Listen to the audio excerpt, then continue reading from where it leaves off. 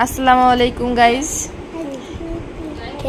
বৈশাখ মাস, এই জন্য আর কি আমাদের হালখাতা শুরু হয়ে গিয়েছে।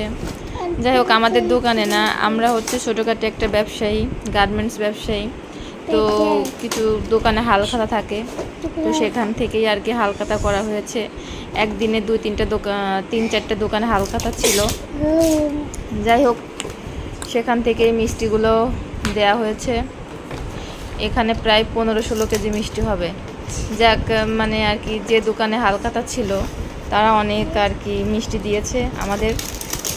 এখন যে মানে মিষ্টি খাইলে পরে, আগে ছোটোবেলায় খুব মিষ্টি পছন্দ করতাম, যে কখন মানে আর কি বৈশাখ মাস আসবে আর একটু হালখাতা হবে, কিন্তু এখন সেটা পুরোই চেঞ্জ।